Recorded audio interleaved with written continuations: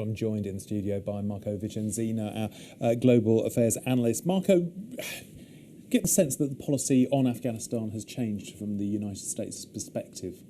Technically, this is a major policy shift. There was a review that had been conducted in recent months about whether or not to extend the troops. So already the policy decision the review was in process, and now they announced it. Now, obviously, the fall of Kunduz, some would say, had something to do with it, but the reality was that it was already something in progress. And in my opinion, it was something that was inevitable, because when President Obama made the decision in 2014 to pull out most, if not all, U.S. troops from Afghanistan by the end of 2016, it was largely a political decision. It's trying to impose a political deadline on a military campaign, and it's difficult to do that because you have to adapt to changing circumstances on the ground. And what he had made a promise that before the end of his presidency, he would be able to withdraw all the U.S. troops. Obviously, now his successor will inherit the Afghan conflict, and many lessons were learned also from Iraq. When he pulled out the troops from Iraq in 2011, that was a full pullout, and now 4 years later, you have about over 3,000 U.S. troops in Iraq. We did see a kind of big change in the U.S.'s stance globally on foreign policy. I remember his West Point address last year. Bob Corker, following that, said, the member of the Senate Foreign Affairs Committee, "It's my strong desire that the administration revisit conditions on the ground in 2015 and 2016 to determine if a full withdrawal is warranted." Is that exactly what's happened over the last few weeks, in fact? In 2014, the military advisors had clearly stated to the president that his deadlines were not realistic. They were not sustainable. So in that sense, what you have now is that it's sort of a self-fulfilling prophecy.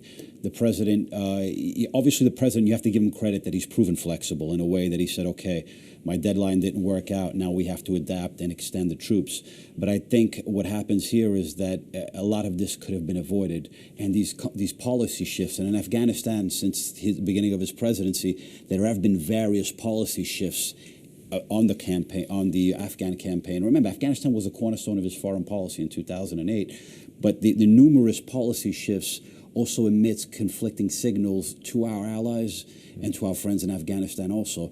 Obviously, the relationship right now with Ashraf Ghani, the new president, is much better than it was with Hamid Karzai. And Hamid Karzai also bears a lot of responsibility for a lot of the friction between the U.S. and Afghanistan, particularly up to last year before he left the presidency. Do you think their role will actually change in the country, or is it going to be very focused on what those troops are going to be able to do? When the NATO mission ended at the end of 2014, it technically shifted to a mission of counterterrorism and training and advising Afghan forces. That policy will remain the same. It will remain intact. Although when necessary, because the reason why is when you look at counterterrorism is that Al-Qaeda still has a presence in the country. You have a new dynamic with an ISIS presence claiming credit for attacks. Some Afghan elements have left Al-Qaeda and joined the ranks of ISIS in Afghanistan. So there is still a terrorism threat there. And technically, so when you say counterterrorism, it's the right approach, but also training and advising Afghan military forces, security forces, is extremely important. They've improved gradually and slowly over the years, but international, and particularly a NATO presence and an American military presence, remains crucial to their future viability. So how do you think this news is going to be greeted in Afghanistan, both politically and more widely?